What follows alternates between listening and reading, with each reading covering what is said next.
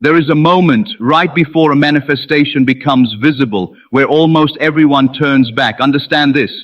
It is not because the wish was too big. It is not because God withheld it. It is not because the universe was testing your worthiness. It is because the mind slipped out of the state before the state had time to become the world. You touched the feeling of the wish fulfilled for a breath, and then without even noticing, you wandered back into the old room of lack, the old room of doubt, the old room of waiting. And so the question that truly matters is not how do I get what I want, because you already know how. You imagine it, you feel it, you assume it. The real question, the one almost nobody asks, is this: how do I never leave that state again? How do I live inside it the way I live inside my own skin, so naturally that leaving it would feel stranger than staying? Think about this for a moment. You have already done the hard part more times than you realize. You have imagined the raise, the reunion, the healing, the marriage, the freedom. You have felt it, cried from it, smiled from it, whispered thank you in the dark because it felt so real. And then morning came and the phone buzzed and a bill arrived and someone said something careless, and just like that, the feeling was gone. You were back in the world of appearances, back in the world of not yet, back in the world that only shows you what you already believe. This is why so many people say the law of assumption doesn't work for them. It is not that the law failed. It is that they never stayed long enough in the assumed state for the outer world to have no choice but to rearrange itself around it. Let that sink into your spirit. You were never being punished by delay. You were simply leaving the room before the furniture had time to be moved into place. Imagination is not a lightning bolt that strikes once and finishes the work. Imagination is a dwelling place. It is a house you are meant to live in, not a hotel you check into for one emotional night and then abandon at sunrise. The Bible does not say visit the kingdom of God. It says the kingdom of God is within you. Within implies residence. Within implies permanence. Within implies that this state you long to feel is not something you visit on your best days. It is something you inhabit even on your worst ones, especially on your worst ones, because that is precisely where its power is proven. Consider this. Every single state of consciousness you have ever held for a sustained period of time has become your reality without exception.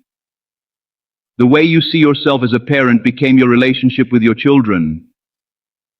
The way you see yourself financially became your bank account. The way you quietly, secretly believed you were unlovable became the pattern of everyone who mistreated you. And the way you quietly believed you were worthy became the ones who finally treated you well. None of this was luck. None of this was circumstance acting upon you from the outside. It was consciousness faithfully, mechanically, lovingly reflecting back to you whatever state you occupied long enough to call home. You are not a victim of your life. You are the architect who forgot he was holding the blueprint the entire time.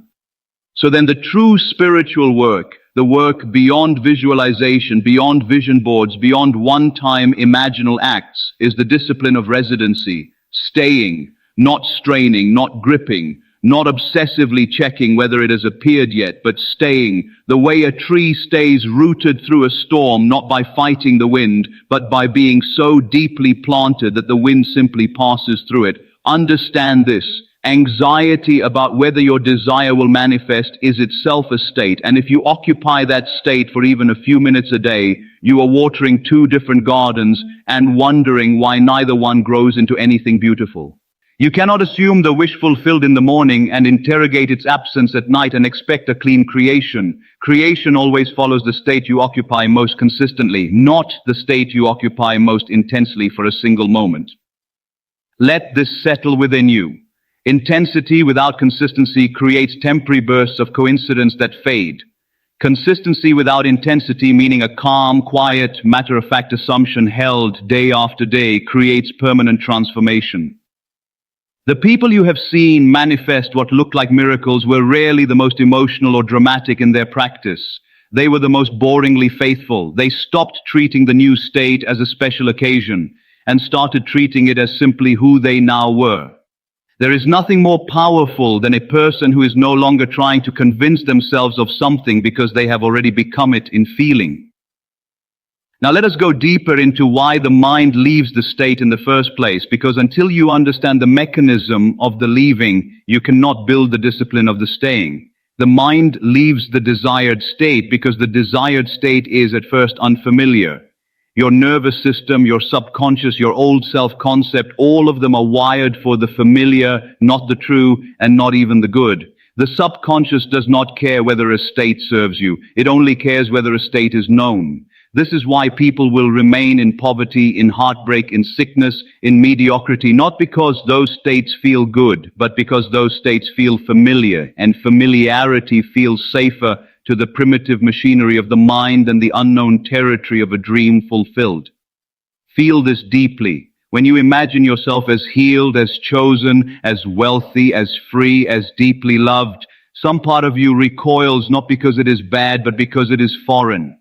And the moment that foreign feeling arises, the mind, trying to protect you the only way it knows how, pulls you back to the known state, the old identity, the familiar suffering. Because familiar suffering, strange as it sounds, registers to the subconscious as safety. This is why willpower alone cannot sustain a new state. Willpower is a conscious, effortful mechanism, and effort cannot outlast the mind's craving for the familiar over the long run. What can outlast it is repetition, gentle and patient repetition, until the new state becomes the familiar one, until wealth feels normal instead of exciting, until love feels expected instead of miraculous, until healing feels like simply who you are rather than something you achieved. Imagine for a moment a person who was raised in extreme scarcity, taught from childhood that money slips away, that trust is dangerous, that good things do not last for people like them. That person could win money and lose it. They could fall in love and sabotage it, not from stupidity, not from bad luck, from an inner state so deeply rooted that it kept pulling outer circumstances back into alignment with the internal blueprint. Now imagine the opposite, a person raised or self-trained later in life to assume ease, to assume support, to assume that good things not only come but remain. That person can lose everything in a single afternoon and quietly, calmly rebuild it because their internal state was never actually attached to the external object. Their internal state was the object. The money, the love, the healing, all of it was simply the visible shadow cast by an invisible and unshaken assumption. You must realize that the outer world has no independent authority over you. It only appears authoritative because you have until now allowed evidence to dictate belief instead of allowing belief to dictate evidence. Every prophet, every mystic, every quietly awakened soul throughout history has said some version of the same truth in different language and different centuries. Believe and you shall receive. Ask, believing, and it shall be done. The substance of things hoped for. Faith is not hope that something might happen. Faith is the settled, unshaken knowing that it already has happened in the only place creation actually begins, which is consciousness. And once you know this, truly know it, not intellectually, but as a lived, breathed reality, you no longer need the outer world to prove anything to you before you feel it. You feel it first, and the outer world, having no choice, eventually agrees with you. Let us talk now about identity, because this is the true anchor that allows a person to never leave a desired state. Most people try to hold a feeling. Feelings held in isolation are fragile, wonderful, and necessary, but fragile because feelings rise and fall with circumstance if they are not attached to something deeper. What must be built beneath the feeling is identity. Not I feel wealthy today, but I am a wealthy person. Not I feel loved right now, but I am the kind of person love naturally flows toward. Do you see the difference? A feeling is weather. An identity is climate. Weather changes throughout the day. Climate defines the entire region over years. When you shift from chasing feelings to inhabiting identity, you stop needing the outer world's daily permission to feel good, because you already know who you are regardless of what today's weather looks like. Notice what happens when someone truly, unshakably knows their own identity. Insults do not stick to them the way they stick to someone unsure of who they are. Setbacks do not define them the way they define someone who has no internal anchor. This is not because confident people are lucky and receive fewer hardships. It is because their state of being is so rooted that hardship simply cannot dislodge it. And because it cannot dislodge it, hardship stops repeating itself in their experience, since experience is only the outer expression of inner state. You are not trying to manufacture confidence as a performance. You are trying to remember who you were always meant to be before the world convinced you to shrink into something smaller and more manageable for other people's comfort. The truth is, you already know this. Somewhere beneath the noise of everyday obligations, beneath the doubts other people planted in you before you were old enough to know better, beneath the disappointments that taught you to protect yourself by expecting less, there is a version of you who never doubted. That version of you is not gone. That version of you cannot be destroyed because it was never made of circumstance in the first place. It was made of consciousness, and consciousness, unlike matter, is not subject to decay. It only appears buried. Your work now is not creation from nothing. Your work is excavation. You are simply removing the debris that convinced you the treasure wasn't there. Let that sink into your spirit. The desired state you keep trying to reach for a few minutes during meditation before letting it slip away is not a destination far away from you. It is closer than your own breath.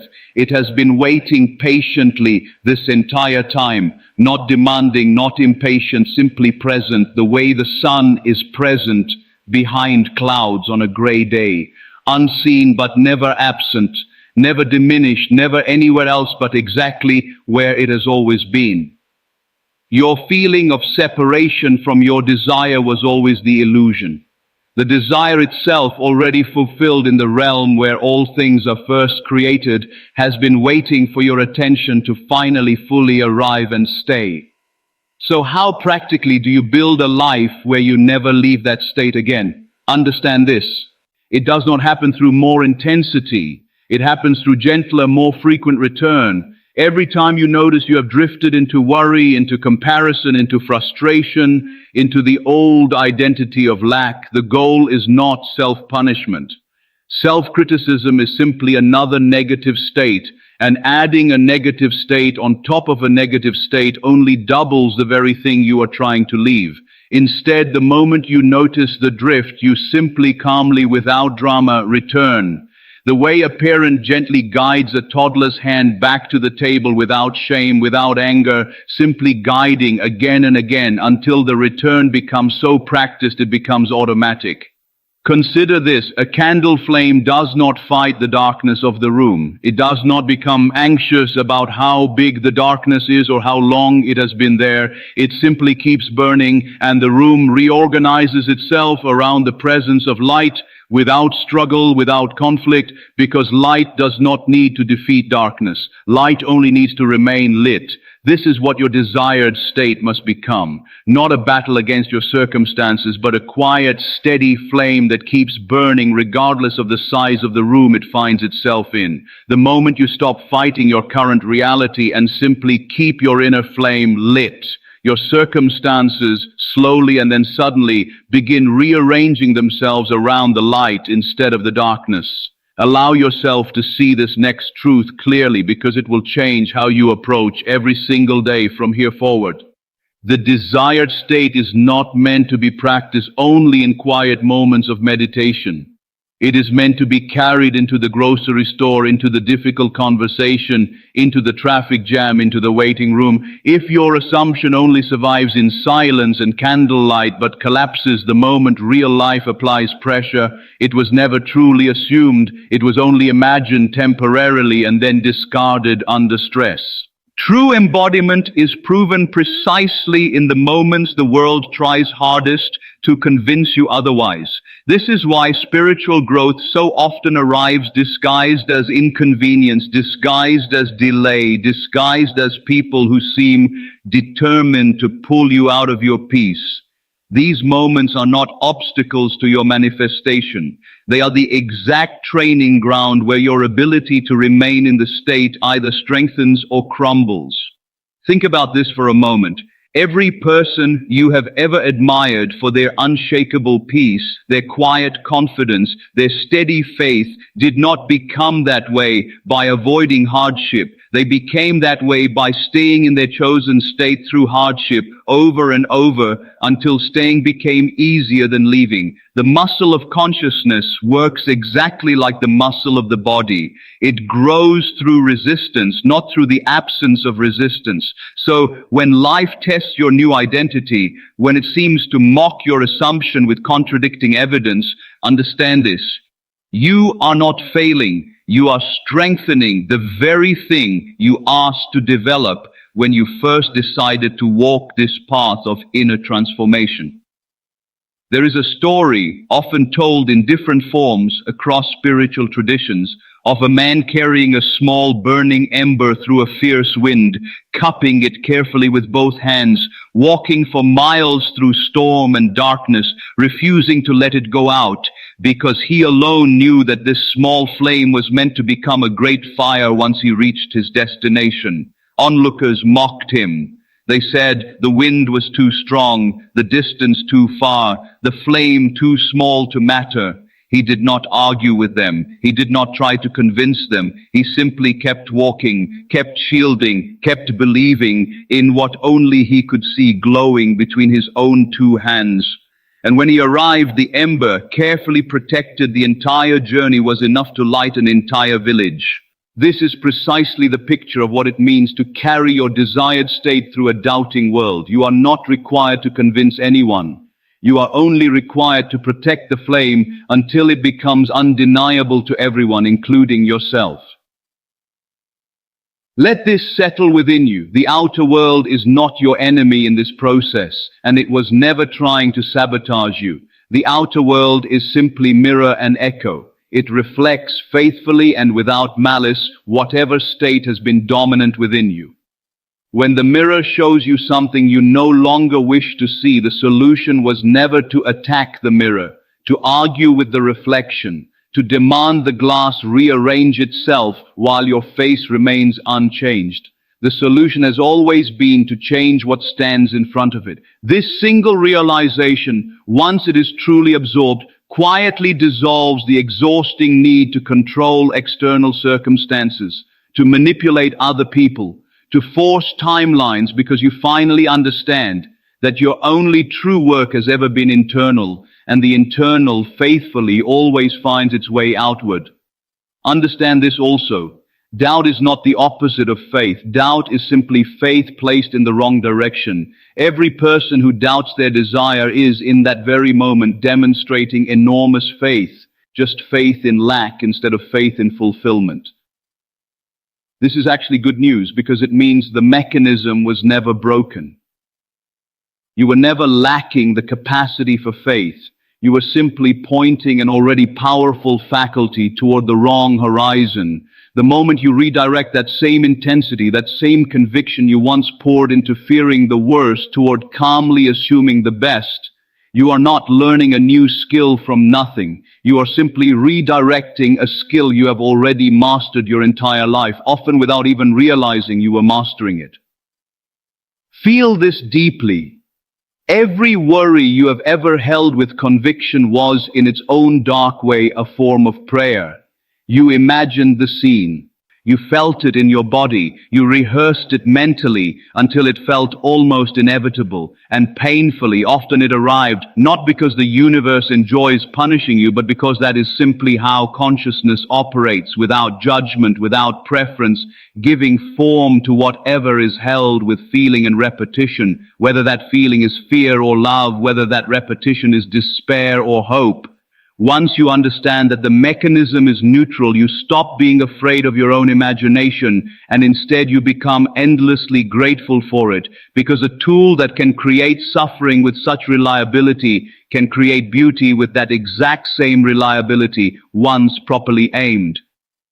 Now consider the deeper spiritual dimension of never leaving the desired state, which is this: God, however you understand that word, whether as consciousness, as divine intelligence, as the great I am, does not dwell in the past and does not dwell in the future. Scripture reveals this plainly when the divine name is given not as I was, not as I will be, but simply I am. Presence. Now. This moment, unqualified by yesterday's failures or tomorrow's uncertainties. Every time you assume your desired state, you are not performing a psychological trick. You are aligning yourself with the very nature of the divine, which only ever operates in the eternal present, only ever creates from now, only ever says I am, and lets that be enough. Every time you drift into worry about the future or grief about the past, you momentarily step outside alignment with that divine nature, not because you are being punished, but simply because you have stepped out of the only place creation has ever occurred. This is why the wisest spiritual teachers throughout history have spoken so insistently about presence, not as some abstract wellness concept, but as the literal doorway through which all creation passes. The desired state cannot be assumed in the past because the past is finished and beyond your current authority. It cannot be fully assumed in the future either because the future does not exist yet as a place you can stand in, only as a place you can imagine from here. The desired state can only ever be assumed now, in this breath, in this heartbeat, in this exact unrepeatable moment. This is why never leaving the desired state is not about achieving a permanent, unbroken emotional high. It is about continuously returning to now, breath by breath, moment by moment, the way a compass needle, though it may wobble when disturbed, always finds its way back to true north, because true north is simply what the compass is made of. You are made of the desired state. You are never separate from it. It has never once, not for a single second, been withheld from you by some cosmic authority testing your patience or judging your worthiness. It has only ever been withheld by your own temporary forgetting, and forgetting, unlike unworthiness, is instantly reversible the moment you remember. This is perhaps the most liberating truth in this entire journey. You do not need to earn your way back into alignment. You do not need to complete some invisible checklist of spiritual worthiness. You simply need to remember, and in the very act of remembering, you are already home. Let us also speak honestly about the fear that often hides beneath the failure to stay in a desired state, because until this fear is named, it will continue to quietly sabotage even the most sincere spiritual effort. Many people are secretly afraid of disappointment more than they are afraid of lack itself. They have learned, often through painful experience, that hoping deeply and then not receiving hurts more than never hoping at all. So the mind, trying to protect the heart, sabotages the assumption before it can fully take root, reasoning subconsciously that if you never fully believe, you can never be fully devastated. Understand this. This strategy, though understandable, guarantees the very disappointment it is trying to avoid, because half-hearted assumption produces half-hearted results, or often no results at all, and the pain of perpetual disappointment ends up far greater than the pain of one honest, fully felt risk of belief. You must realize that the discomfort of fully believing, of fully assuming, of fully staying in the desired state despite contradicting evidence is temporary and finite. But the discomfort of a lifetime spent guarding your heart against hope is not temporary.